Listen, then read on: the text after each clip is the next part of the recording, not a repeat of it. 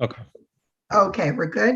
Okay, good evening, everyone. This is the April 26th, 2021, 7:30 p.m. CEC meeting, which is the Community Engagement and Communications meeting. And this meeting is all things budget. So we want to hear from our Assistant Superintendent of Business, Lisa Raymond. I see her there. Can you wave for people, Lisa, so everyone knows who you are?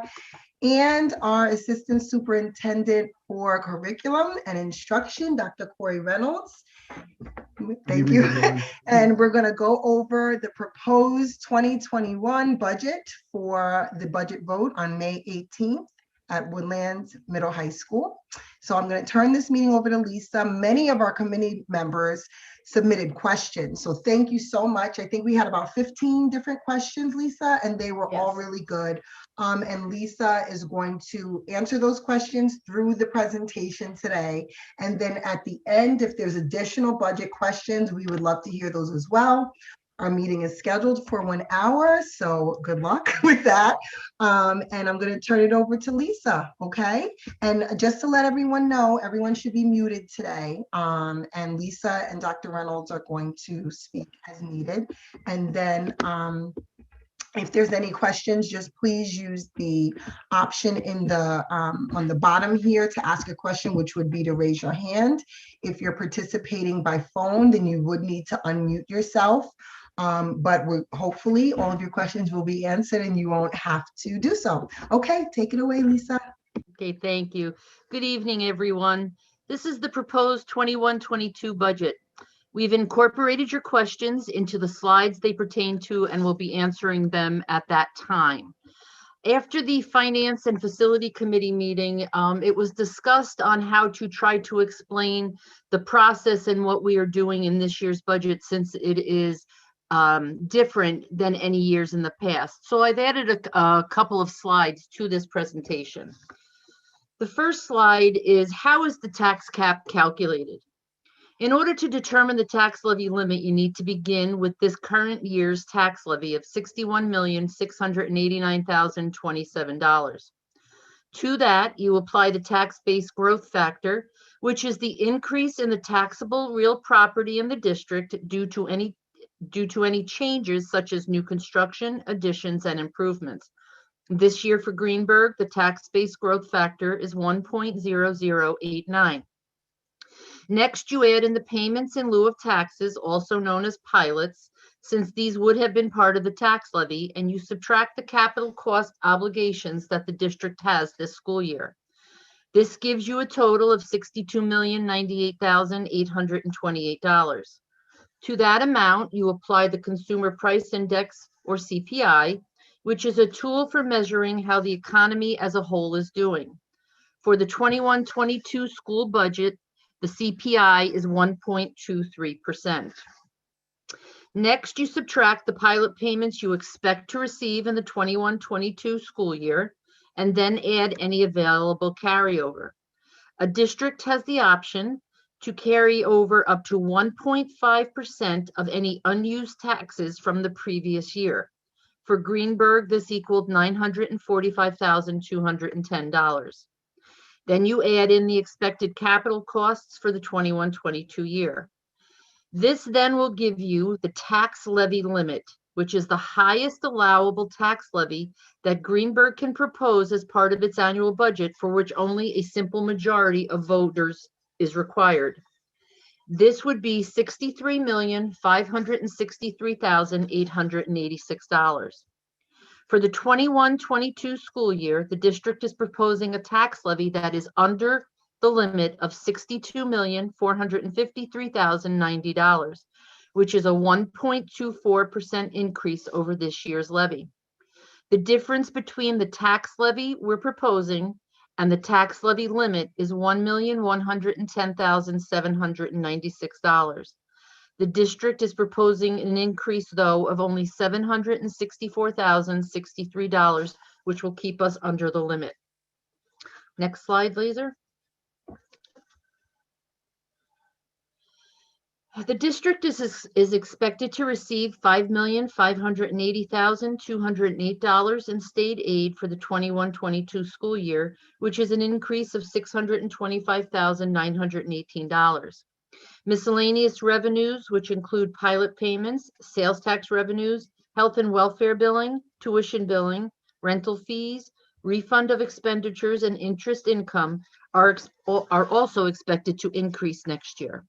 The tax levy proposed is $62,453,090, which is a 1.24% increase. The proposed budget before the provisions for the capital construction phase 1 project is $73,182, which is a 2.59% increase in the budget. Next slide, please. Oh, no, Laser, I'm sorry. Could you go back to that slide? Thank you. A question that was asked by the committee is, how and where does the American Rescue Plan money go in the budget? Is it added into the 73 million, or is it categorized slightly differently, like with the capital interfund transfer? As you will see, there is no mention here of the American Rescue Plan money.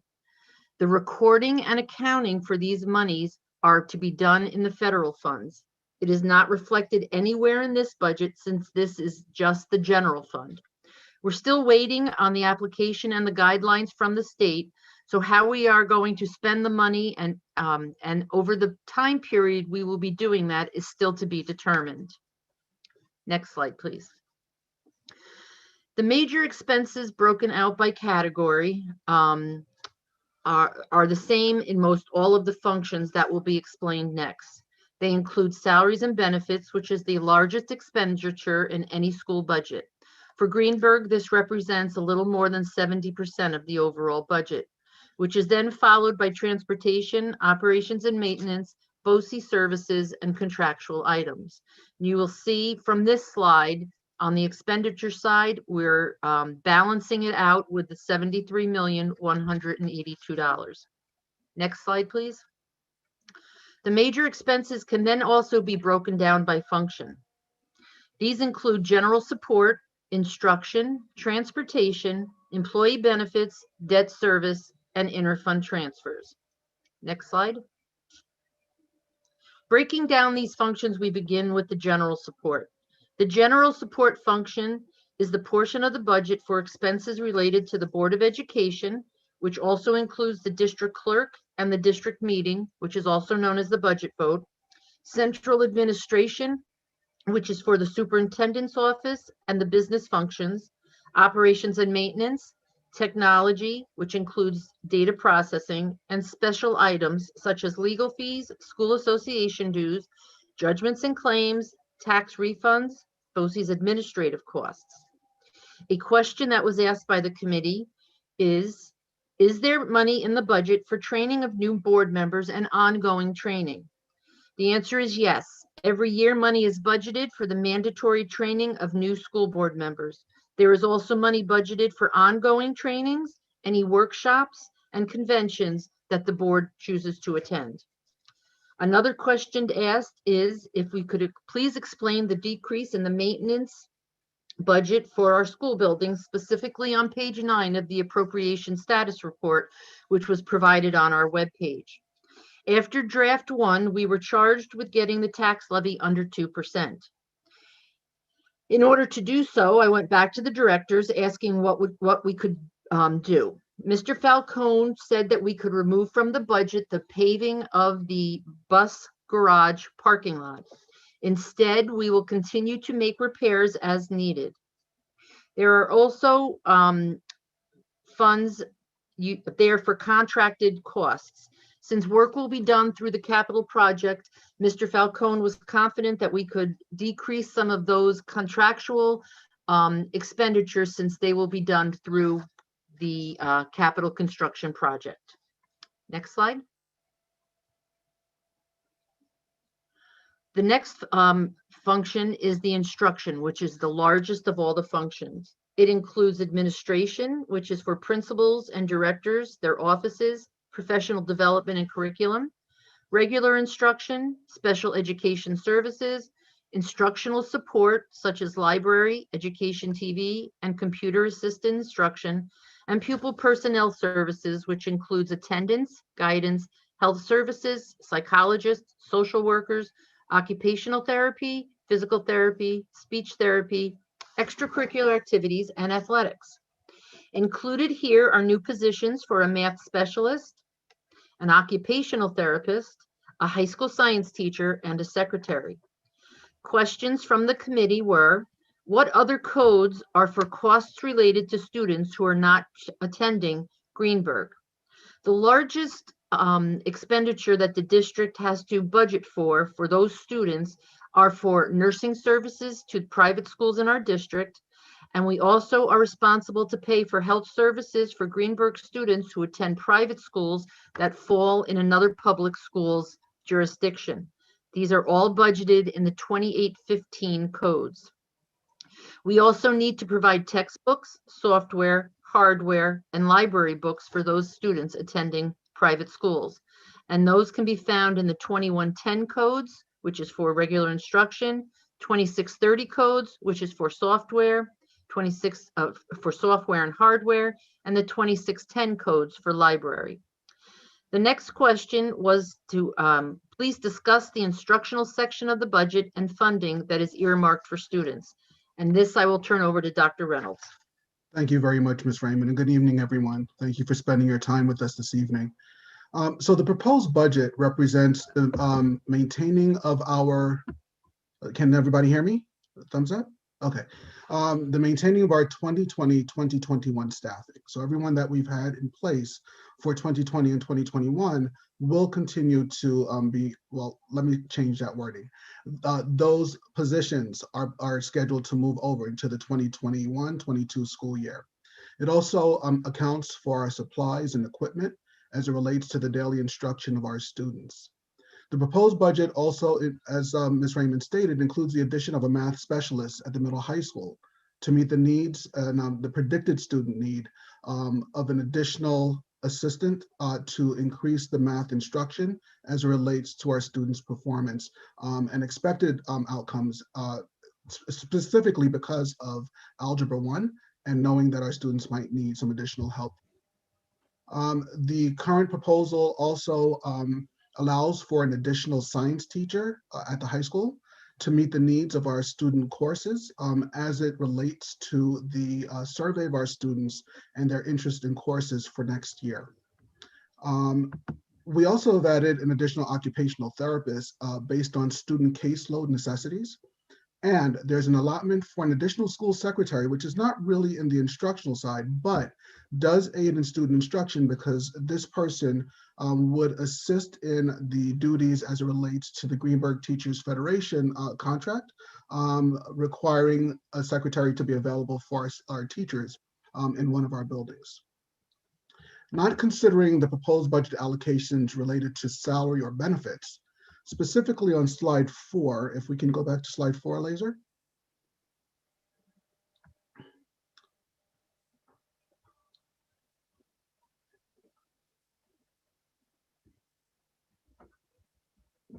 It should be, I'm sorry, I said slide 4. It should be expenses by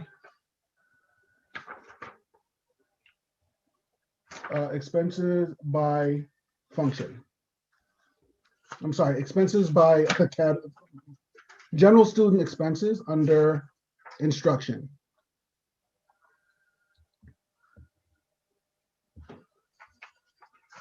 I thought the slides were numbered. I apologize, everyone.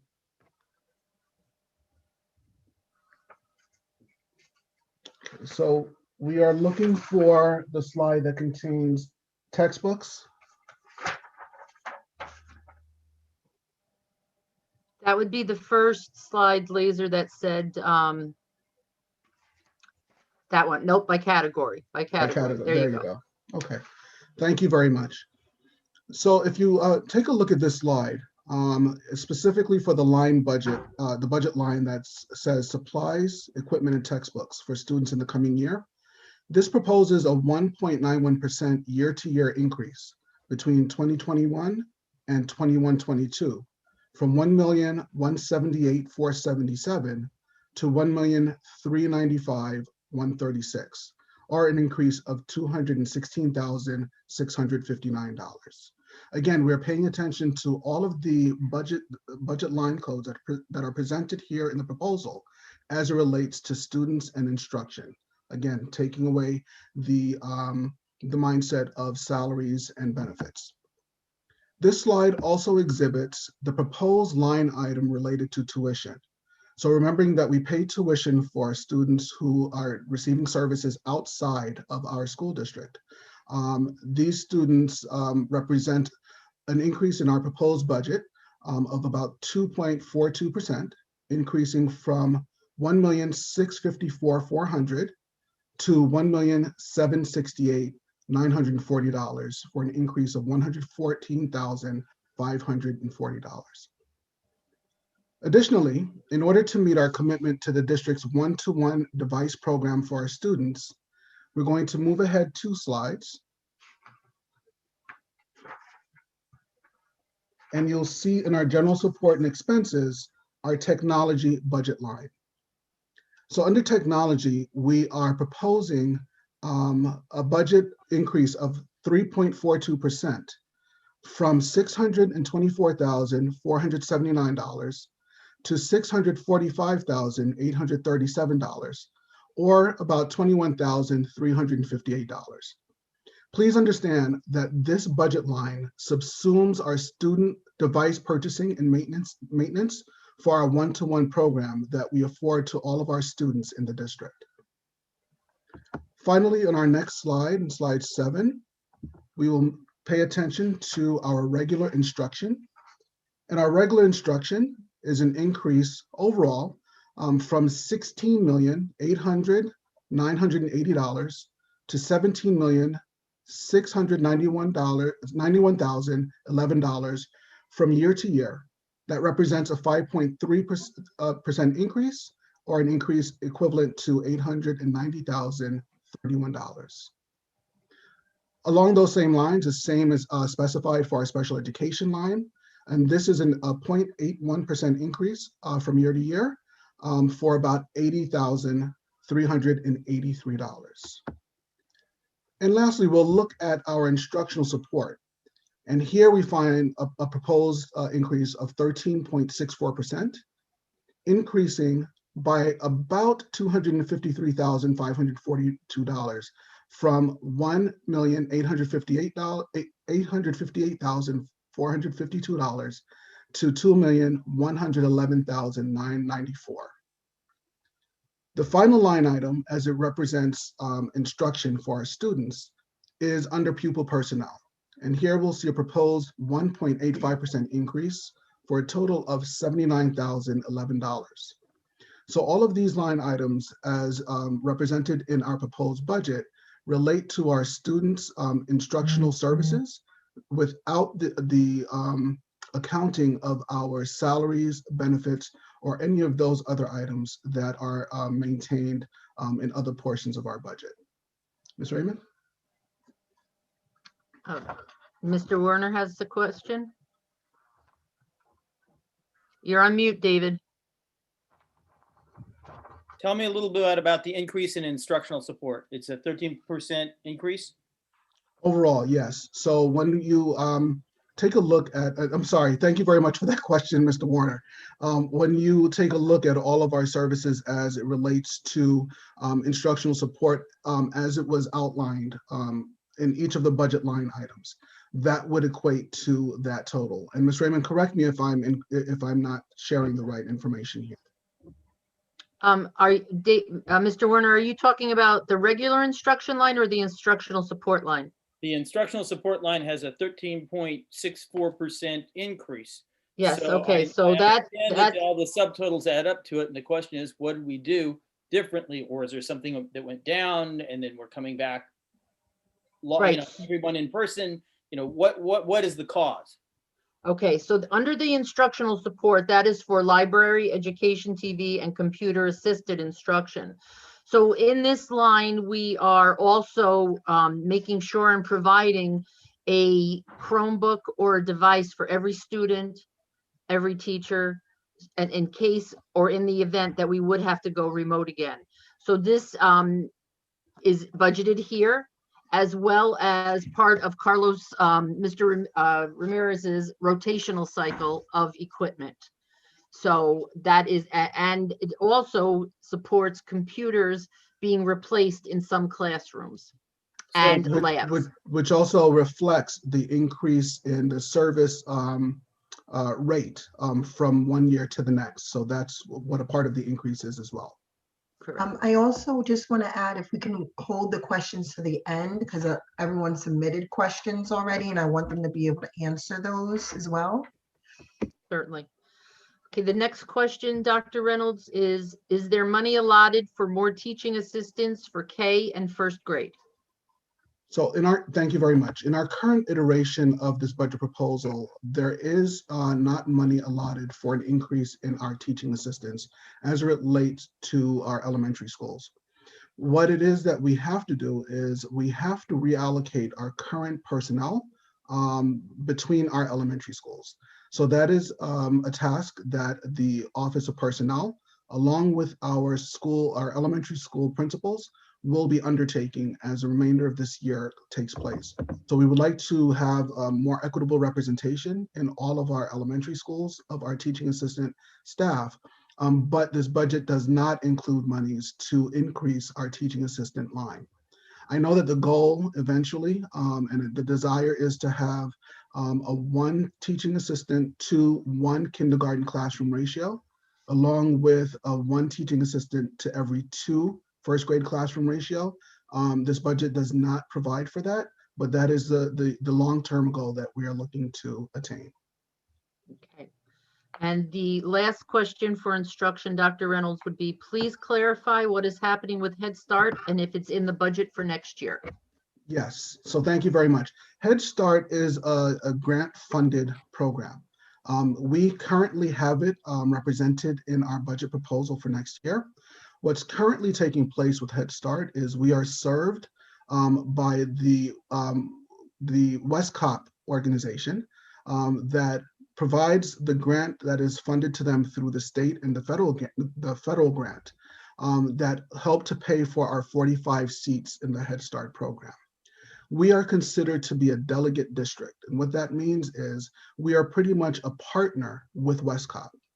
WESCOP is currently under a recertification process. They've been informed that their grant will run out on July 31st of this year, but they've already reapplied for the grant.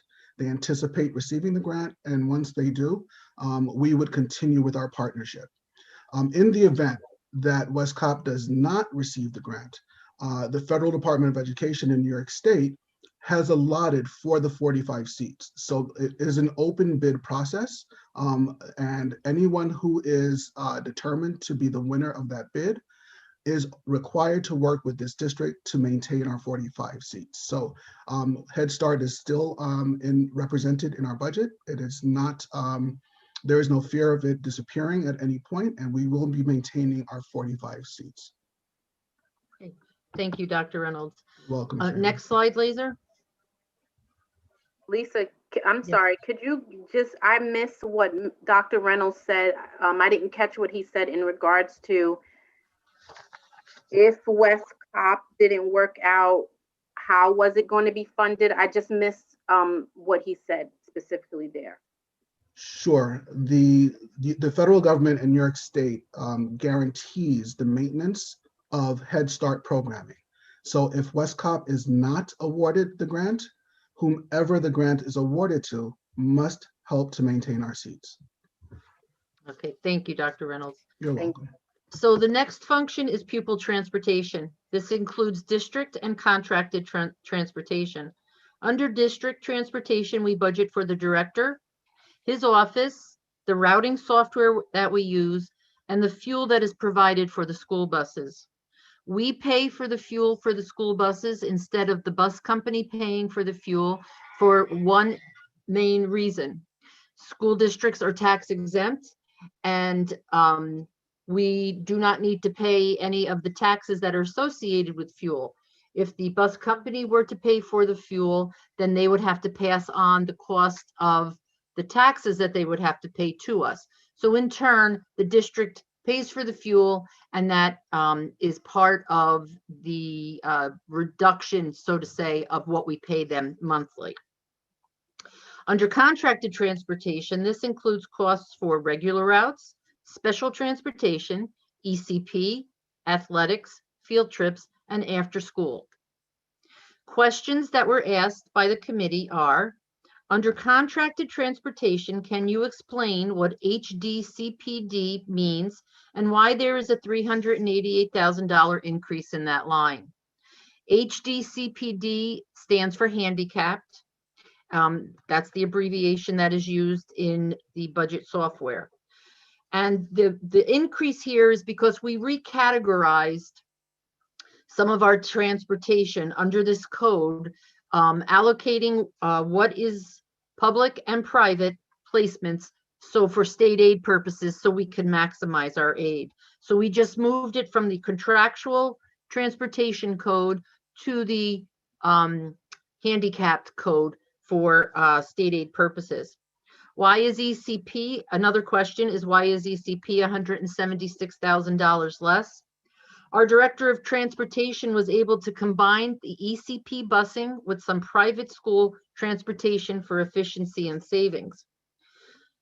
Another question, what portion of the transportation budget is for private school busing? Private school transportation is budgeted under regular contract transportation, and this costs us approximately $1.5 million every school year.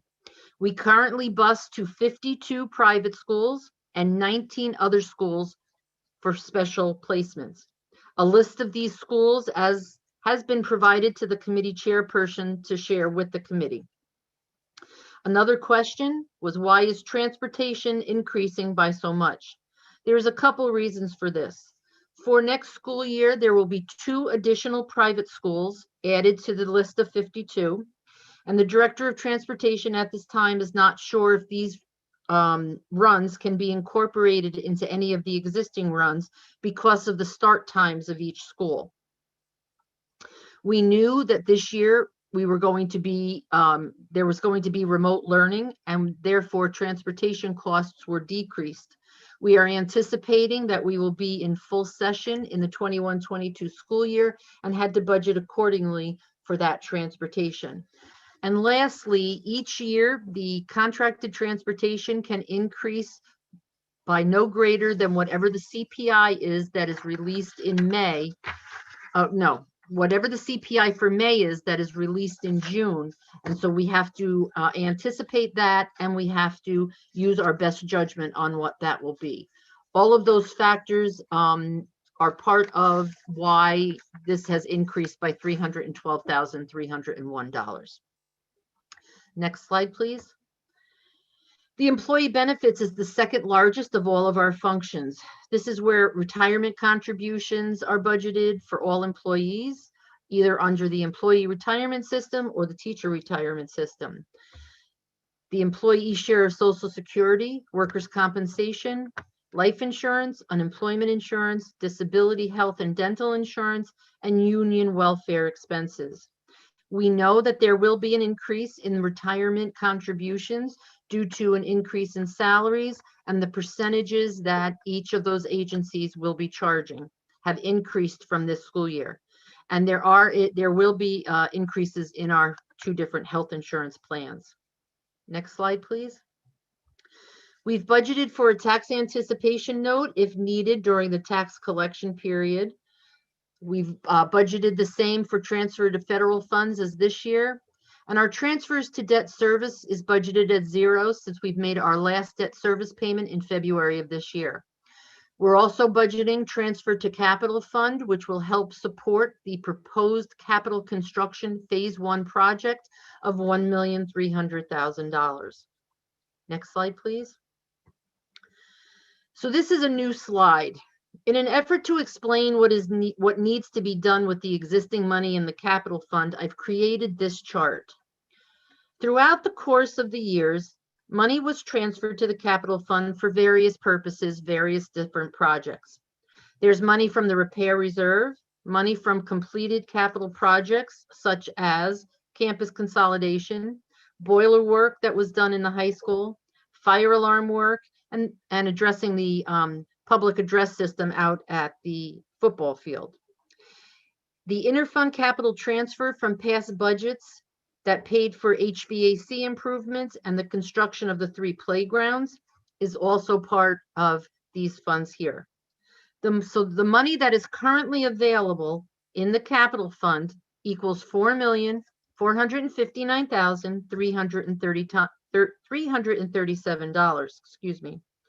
Anytime money is budgeted to be put in the capital fund, it needs to be identified by the project and what is to be done with those funds, so the taxpayers are aware of what these monies will be used for.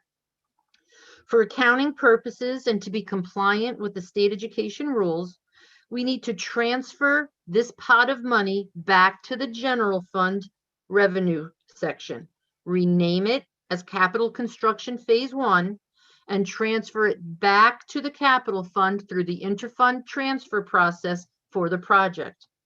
These funds of $4,337 are from past approved budgets and therefore will have no impact on the tax levy. Next slide, please. So a question was asked to please explain the increase from the 71 million to 77 million and how much will come from taxes. The current budget we are currently in that was approved by the taxpayers is $71,159,739.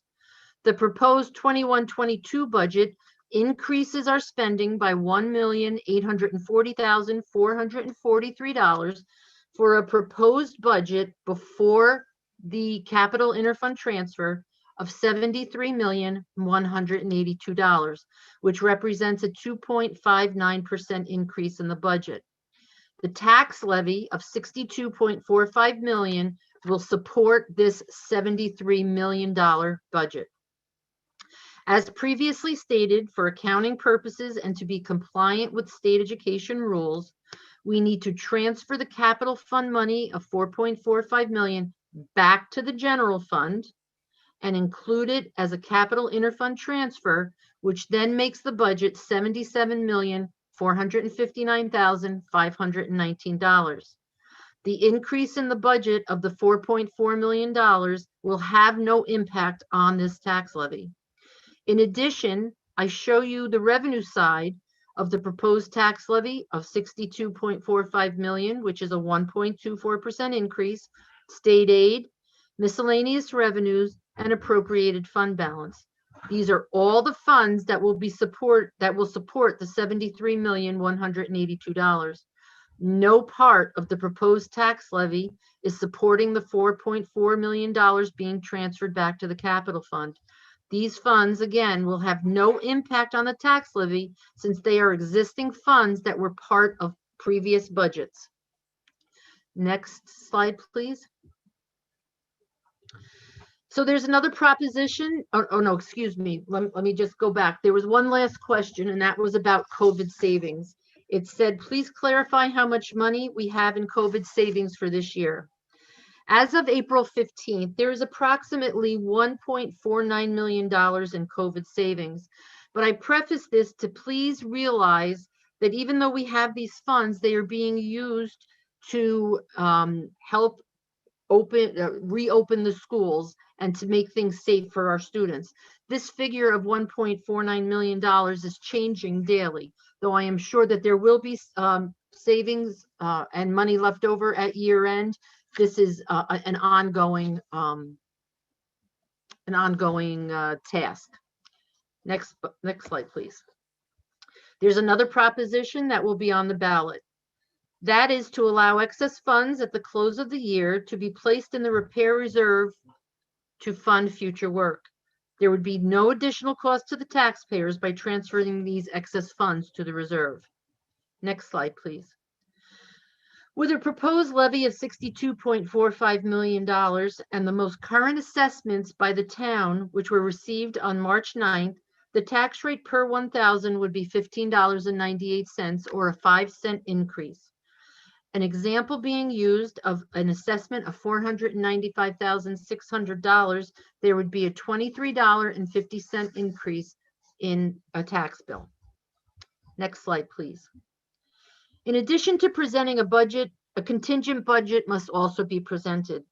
In a contingent budget, the tax levy cannot be greater than the prior year. Therefore, the levy would have to stay at $61,689,027, which would decrease the proposed budget by $764,063. In addition to that, all non-contingent items would have to be removed. This would include most equipment, the rental or lease of equipment, some salary increases not tied to a collective bargaining agreement, and any capital interfund transfers. A contingent budget for the 21-22 school year would be $70,996,105. Next, please. And as a reminder, the next two slides are going to show you that the budget hearing is scheduled for May 4th at 6:30 p.m. at the board work session. And the budget vote is May 18th at the Woodlands Middle School High School from 7 a.m. to 9 p.m. Thank you.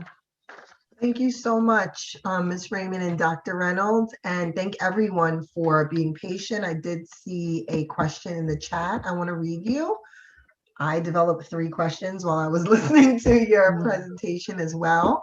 And I did see 2 people said very good presentation. So I did want to, or 3 people did want to read that. But there's a question. Public address funds for football field. Does this include extension of Wi-Fi to the fields? So what I was addressing was completed projects that were done.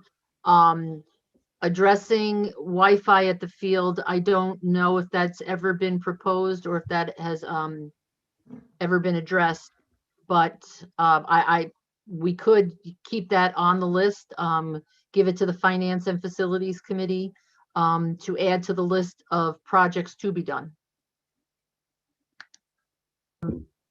And someone is asking a question about the contingent budget. To clarify, it's moving every time someone types. Okay, to clarify, a contingent budget will not allow the capital budget transfer. Does this mean the funds for phase 1 would not be transferred so the work cannot be done? That's correct. Okay, and then another question, will this address the road to the field? I'm guessing the football field road, that dirt road? Does what address? I don't know. Does the budget Oh, does the adjust? That I would have to confirm with Mr. Falcone, but that is something that definitely could be looked at and addressed for repairs to that road. Okay, I'm gonna probably ask my 3 questions. I think everyone's gonna keep putting questions in here. The math specialist is only for the middle school and not the district. Is it just for one school? So the intent of the math specialist for the 21-22 school year would be for a middle school That's to middle help the transition. That person would be hired to the district. It wouldn't be a middle school specific position. We would like for that bridge certification so that the math specialist could work with our grades 6 through 8, and if not younger, 5 through 8 as well in the future. And I have a couple of questions. First, I noticed that the contingent budget was 70 million. How did it get lower than the current budget? Well, that is because in a contingent budget, one, you have to start, you can't go any higher than the tax levy in the last year that the budget was approved. And then there are items that are in our budget that would have to be removed. We could not keep them there. So most of the equipment that is budgeted, so the replacement cycle of those computers, making sure that we equip every student and staff member with a computer in case of remote learning, that would all have to be removed from the budget. So some of the costs that we would have to remove would make it lower than what it is now. And just as a sidebar, which I'm sure you know, but just to reiterate to people, when school districts are faced with a contingent budget, if they have to go contingency, it does take multiple years to recover from that happening. So that's Thank just you. something that people need to keep in the back of their mind. Thank you for clarifying. I have two more questions, but I see there's a question in the chat. So it's, will there be one additional science teacher hired on top of replacing the one that we lost at the high school? Yes, this position is a brand new position, new to our FTE lines. Yes. I'm sorry, our full-time employees lines. Okay, great. Mhm. And I'm just going to ask another question before I read the one in the chat. And I guess this is for Dr. Reynolds. Is there monies in the budget for the professional development of our teachers and staff? Yes. Yes, there is. Okay. And I'm sorry, I heard someone say, No, I was saying, agreeing, yes, there is. okay. Is there any presentation that shows like the percentage of that or how much of that? I do believe that is in the appropriation status report. You should be able to see what is budgeted for professional development. Okay, great. Thank you. And also, And- please understand that some of that budget is also allocated in our BOCES numbers, Yes. because a lot of the professional development that's provided that are curriculum based are run through either Southern Westchester or Putnam North or Westchester BOCES. Okay, great, thank you. And a question in the chat, are there any plans to correct the state budget calculation that increases our household income calculation? For capital aid, Edgemont is included in our district and increased household income and lowers our state aid for capital projects. Again, that is something that I believe we would have to address with our legislatures and lobby for that to be changed. I believe it is something that is bigger than the district just inquiring about. It's something that we would definitely have to lobby hard for. Thank you very much. Okay, it keeps moving every time someone puts a question in, so I'm sorry. Next question is Dr. Reynolds. Will this budget allow high school students to have access to AP Bio and AP Environmental? So at this point, our proposed catalog for classes still being produced, still being developed, along with our student input. We will be offering classes as needed for our students based on the number that we have enrolled or potentially enrolled in class. Again, while we might be able to anticipate which classes will be available for our students next year, that is an anticipation. We have to ensure that our students who are expressing interest in our programming for next year maintain that interest over the summer, and that we can actually keep those classrooms populated with students. Otherwise, we're not able to run certain courses. So to answer the question specifically, those courses are in consideration, but again, we have to continue with our data collection, and that will determine what we will need for our students next year. Also, science research. Is that the same answer? It is. Okay. So the next question is the COVID savings. Can this be used immediately to address Wi-Fi on the football field? I can certainly have Mr. Falcone and Mr. Ramirez, and I would think Mr. McCoy look into or get together to research how we would get Wi-Fi on the football field and what it would cost, and then we could bring it back to the board. Okay, great, thank you. I have one more question. The teaching assistants, I know Dr. Reynolds, you explained that. I was listening, but I must not have taken good notes because I didn't fully understand it. I wrote down, we want the TAs to be more equitable, but I don't fully understand why. I think the question was, could there be money allocated for more teaching assistants for kindergarten and first grade next year? Is it that you want them to be available for every grade? So I'm just trying to figure out what that means. Sure. So we currently have a certain amount of TAs working in our district, and they are allocated amongst our schools, of course. But we have a specific number that are allocated to our elementary schools. In coming in, it was brought to my attention, and when I say that, I mean in coming into the district last summer, it was brought to my attention that some of the allocation in our elementary schools may not be equitable. Rather than disrupting our planning along with our current allocation, because we were in the middle of COVID, we left the current TA assignments where they are for the remainder of this year. Our plan is to revisit that to make sure that we have equitable representation of teaching assistants based on need across our elementary schools. Now, should we come to the decision that we need to add additional teaching assistants to our workforce, that is something that we would have to re-allot some of our budgeted items, the allocations for our budget, in order to maintain.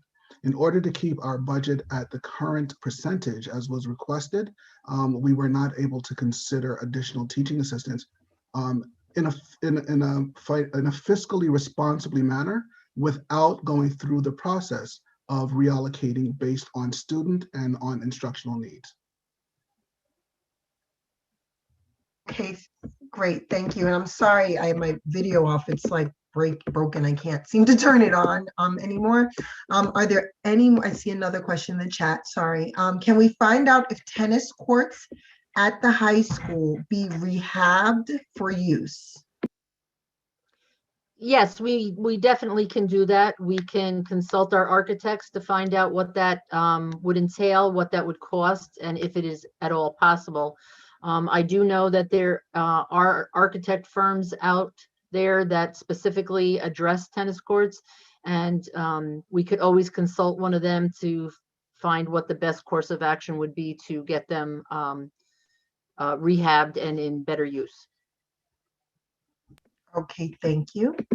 And are we replacing the teaching assistants that retired last year? So no, this budget proposal does not allow for that.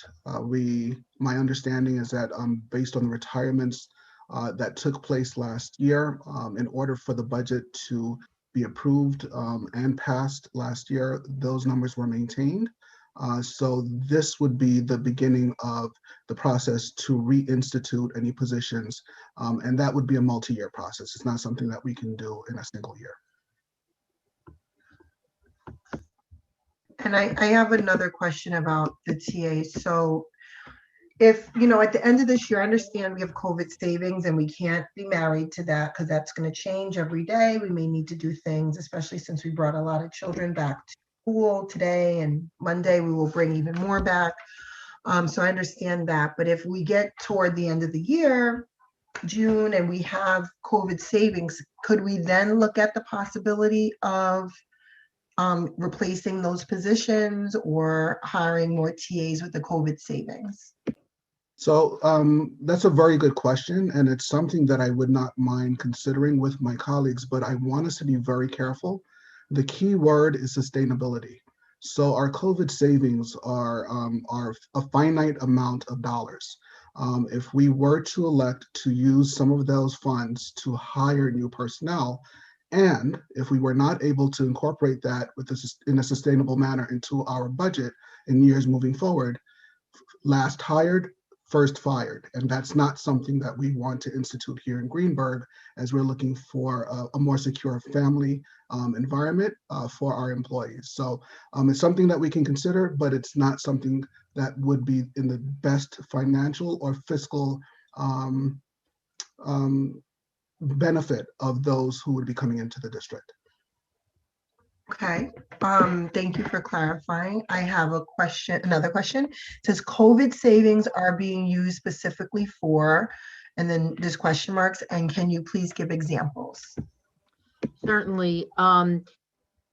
The money that we are saving through through COVID are being turned around and are being used to help buy PPE supplies.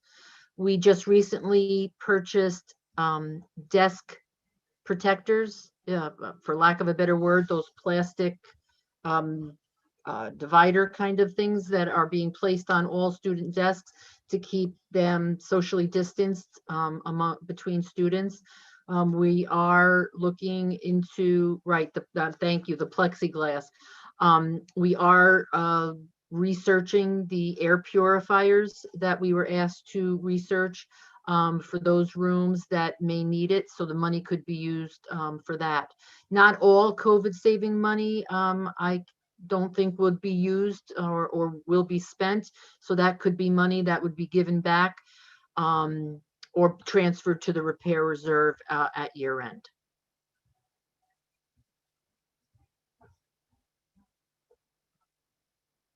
Okay, thank you, Ms. Raymond.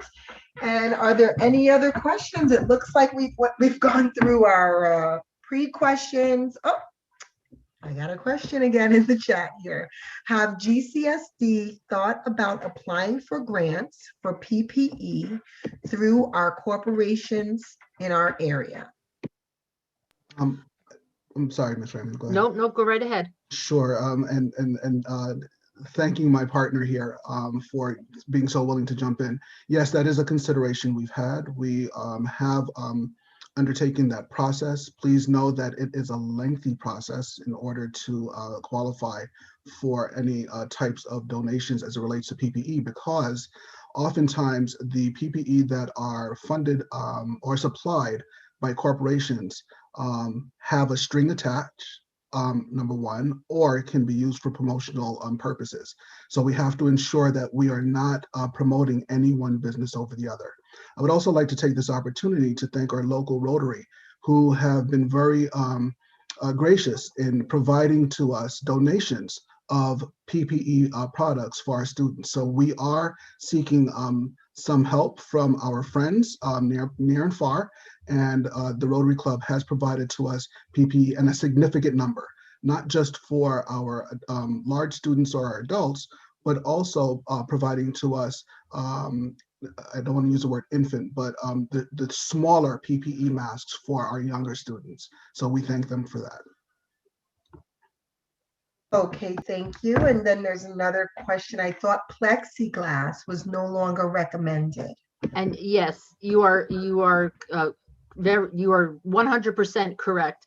Plexiglass is not allowed to be used in schools, but the correct term for those units or the clear plastic escapes me right now, but you are 100% correct. So if I may support you, Lisa. Sure. So the clear plastic barriers are what we are using in order to mitigate the sneezing effect or the larger particle than aerosol effect as it comes from our students. While the CDC very recently, I think it was April 10th, made the determination that those barriers no longer serve a purpose or of a mitigating effect as it relates to aerosols.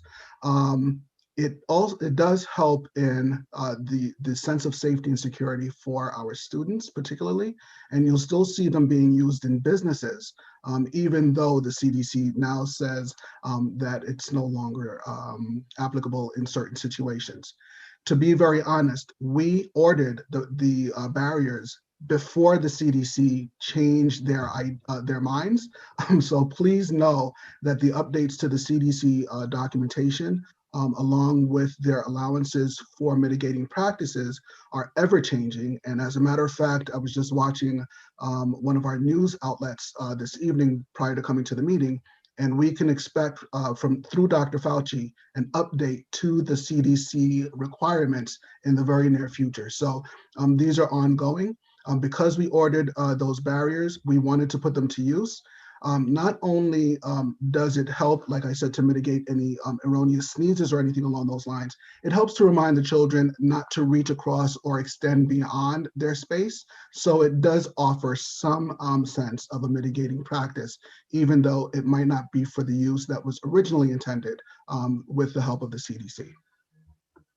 Okay, thank you, Dr. Reynolds. Next question. So to be clear, Federal funds have not yet been included in our expenditures and are not reflected in this budget. Yes, that is correct.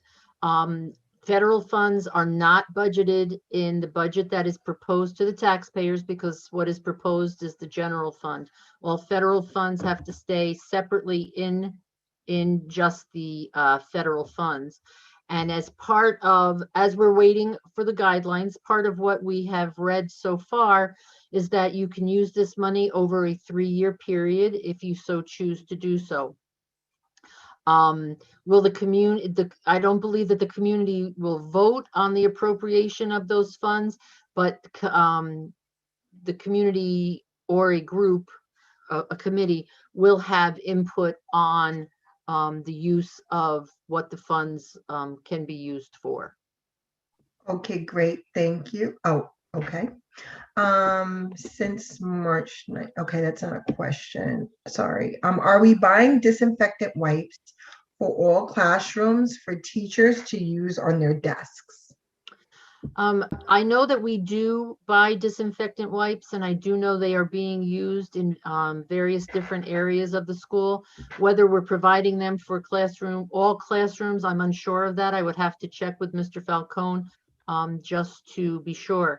I do know that the cleaners that specifically in the high school where we are housed do have the spray bottle and a rag, and they are continually going around the school and wiping down doorknobs, handles, things like that.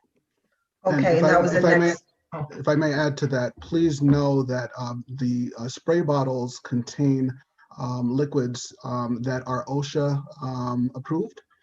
So those are usable on surfaces that students may put their hands or their hands to their mouth or what have you.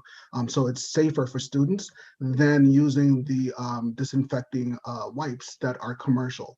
So while the CDC allowed us to utilize those during the height of the pandemic, those rules are being pulled back slowly but surely, and we are to use more OSHA-approved substances to clean our environment.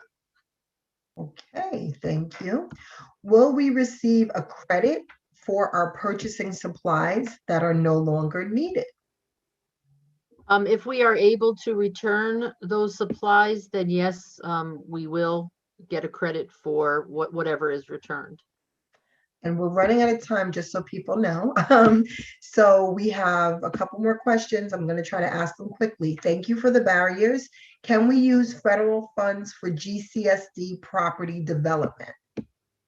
Yes, part of what the federal funds can be used for, if you read what's been put out so far, there's a percentage of the funds have to be used for learning and instruction. And then the remainder of the funds can be used at the discretion of the school district. And one of the items that they do list is that the monies can be used for development of your property, for building, for improvements, things of that nature. Basically, you want to use the money that the federal government is giving us on what we call one-time hits. Not something that would have to be added to a budget and sustained, because that money will eventually run out.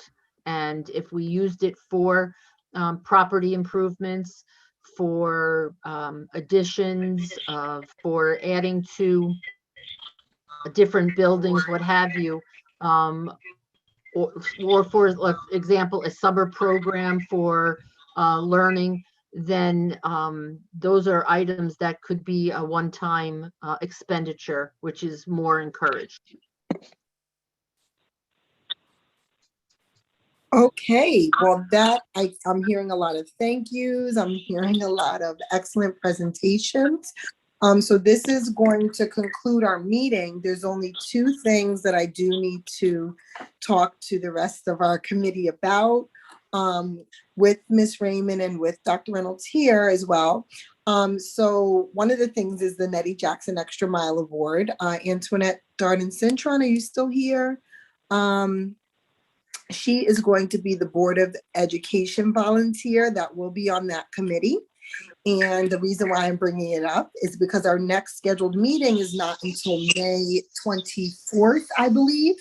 And thus we won't have time to remind the community about the the Nettie Jackson Extra Mile Award. And a lot of the information for the Extra Mile Award is right on our website. But it's important that the community know they can recommend or nominate anyone in the community. It could be a parent, it could be a community member, it could be a staff member as well. So you're recommending someone for the award, read up all on the information on the award on our website and recommend someone. I don't know if Antoinette, you want to add anything about the award? Let me see. Hold on for 1 second. Where I lost my place. All right. So in regards to that, just again, Tracy's right. We need nominees. So if you guys can please spread the word, share any people that you are interested in. Let me see here. Hold on. So just go, real quick. The criteria: the nominee shall meet some eligibility criteria. The nominee consistently performed a service, an act, or other function that measurably improved the lives or performance of students of the district and supported the district's goal of excellence in education. The nominee's actions were above and beyond his or her normal responsibilities or status in the community. If an employee, the nominee's overall performance record and general good standing will be taken into consideration. In regards to selection of the board, of the person, the committee comes together along with the superintendent, because the superintendent is a part of this committee. We discuss and we select who we believe to be the winners, and that we will present them with the Extra Mile Award. We did it last year still, even virtually, so we will continue to do it this year as well. And the committee right now is composed of 5 people.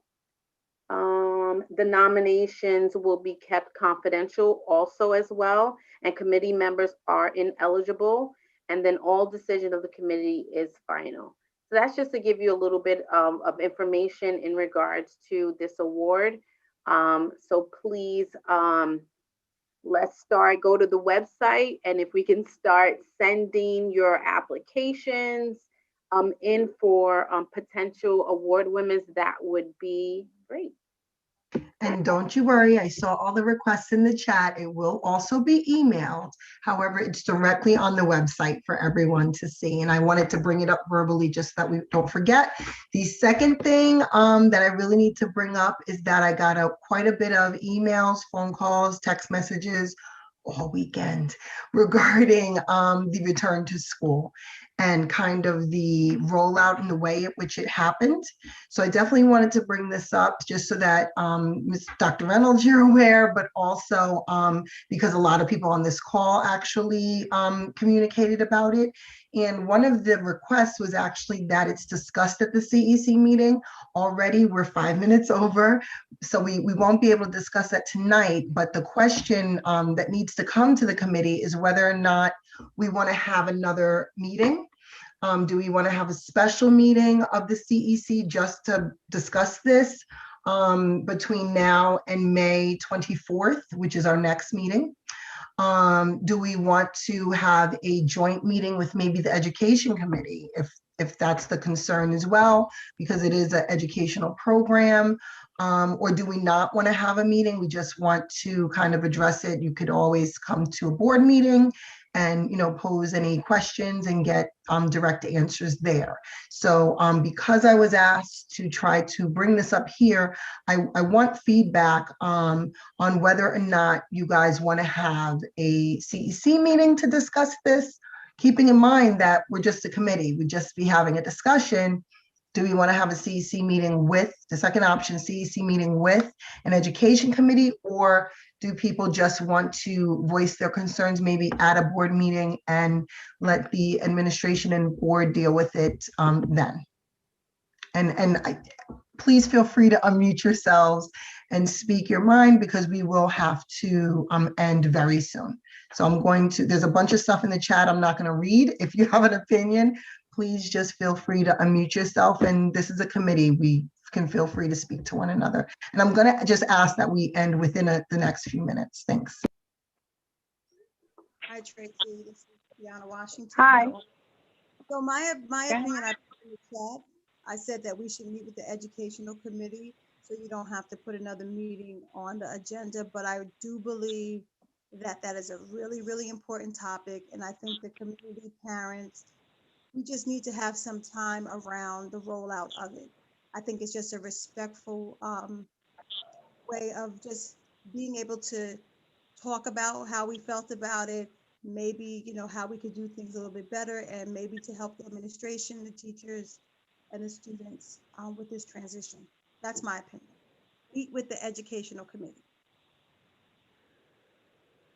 Okay, so does anyone feel strongly in a different direction? Because if that's the case, what I'll do is I'll email the chair of the education committee and try to figure out when they're having their meeting, and if we could kind of jump on that agenda, and then I'll email everyone encouraging you hopefully to attend and express your concern about. I'm not sure why there is an issue. Hi, it's Jocelyn, sorry.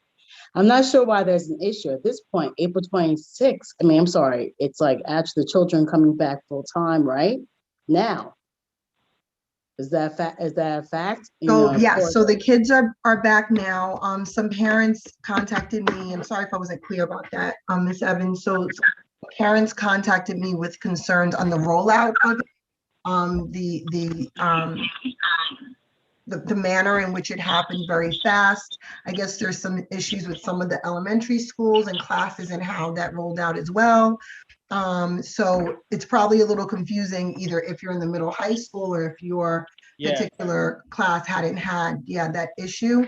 The secondary is still coming. I'm sorry? Secondary is still coming. Yes, so secondary hasn't started yet. And I just think that parents wanted a place to be able to talk about some of the issues and the rollout that happened and ask direct questions, maybe what the thought process was behind certain decisions. Also, I do think we should work on trying to reestablish that reopening committee sooner than later so that we can properly plan for September. But, you know, we're all doing the very best that we can. And I think our principals, at least elementary, did an excellent job of opening their schools today, essentially. But I just think that more discussion, parents want a little bit more discussion and feedback, and had a lot of questions. Thank you, Tracy. Understood. Thanks. Awesome. Tracy, can you hear me? We can hear you. Yeah, I did have a conversation with a few parents and a principal today, and they're working out something. So I think by time there's a meeting that's scheduled, they'll be able to give much more detail. But there are some kinks that they are working out, especially from today. So I think in all fairness, we need to give them that to be able to come back, because yes, it was very short. And we need to be able to hear what they've come back with. That's just me. Okay, awesome. So it sounds like I was part of the group, spent a huge amount of time on this issue. Yes. Yes, I'm not prepared to join another committee. I hear that. I feel like I'm in a meeting every night. So it sounds like we want to let a little bit of time pass. Correct me if I'm wrong. And possibly we might get on the agenda for the education committee if there's a place that people still want to talk about this. Or am I hearing not? I see a thumbs up. Am I hearing that's what we want to try to do? Or I see Dr. Reynolds' hand up. Unmute yourself. Okay. Thank you very much. And I appreciate everybody's help with today's coming back to school. And I understand that there might be a sense of unreadiness, insecurity. We heard overwhelmingly from parents that they were ready for students to come back to school. Please also keep in mind that we wanted to ensure that our families were back in a timely manner for the administration of our state tests. So that was another mitigating factor to having our families come back. Keeping in mind that any students who are fully remote would not have an opportunity to come into school to take the state tests. We didn't want there to be two opportunities for people coming in to have to take state tests. But that aside, what I really wanted to express was my gratitude, and I'm sure, I hope that I'm not doing this erroneously in speaking for Lisa, but our gratitude for the provision of the questions ahead of time. And should we go down this route for our reopening conversation, I would appreciate if we could utilize the same platform so that we're prepared with answers, number one. Number two, to protect you and your children, because we don't want any questions to be one-sided or the experience of one person, as opposed to something that a multitude of people are going through. So that's one request. The second thing that I wanted to share, and forgive me for being so lengthy, we still don't know what New York State is going to say in terms of reopening fully in September. Please keep in mind that we were not given our guidance for reopening until July 15th of last year. So to have a committee ahead of time, we can talk about some things that we've done over the past year and a half, but we really can't predict what's going to happen. And keep in mind also that if we are coming back full time, it would be a normal school opening as any other September. So I'm speaking as an agent of the district. A committee to take in information about something we would normally be doing might be a little extraneous on some people. But again, that's just for consideration for this group. Thank you for your time. Where's Tracy? Oh, Tracy. I'm here, go ahead. All right, so Dr. Reynolds, and I agree with you in regards to that manner. What do you think about if a committee, and it doesn't have to be, ongoing or long, but if a committee just came together to talk about what worked, what didn't work, what could be improved, so that maybe if we do have to make adjustments, at least we know the feedback from the community as to, and not only just the community as in parents and families, but also, staff and teachers as well, so we can have an idea what really worked good and how can we duplicate that in some way. I love that idea. Not only do I love it, but I welcome it. And I think that we could even broaden our scope to our stakeholders in the community that were represented on the reopening plan. So we wouldn't want to isolate those persons. But I do, again, with all of my heart, ask that we have an opportunity to collate questions that would help to guide us so that it is not just a free-for-all in terms of wishes and wants. And I have a quick question, I'm sorry. What is the percentages right now in terms of children that are actually fully remote? So we're still collecting that data. I can provide that to the board in my packet. If not sooner, I'll provide that to Dr. Chase and she can provide that in an email, and then we can share that with the community. I don't want to give any erroneous information, and I want to be sure that we capture all of our students appropriately and accurately. Thank you. Would it make sense to sort of wait till the end of the week so that we can have a good sense of the sustainability that is held for the full week? I would actually recommend that we wait for that answer until the end of next week when we have all of our high school students in, because what we may find are some families may not be comfortable who are currently here and may want to have their children go to remote. So I would respectfully ask that we can provide that information to you in next week Friday's packet.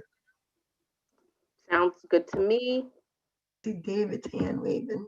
And I'm just going to repeat Steve Morton's comment here. What do you think about having a tour? Facilities tour. Are you asking me personally, Trustee Morton? Yes, I am asking you. Okay, so you're asking I'm going to use my air quotes here, the COVID SAR, right? The person who works in partnership with Dr. Chase. I'm going to say I am not comfortable with a facilities tour at this point because of part of our mitigating practices. we are not allowing visitors into the school widespread in order to keep our areas safe. But I am not adverse to conversation and recommendations from the board that can be considered.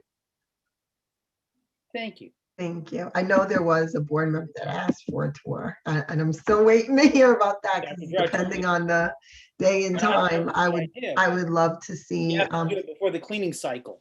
Right. In addition, Right? though, Like a Friday after everybody goes away, and then they come in and clean afterwards, and a couple of days pass before people come back in. So I actually wanted to see when the kids were in school as well, though. But a good, Tracy?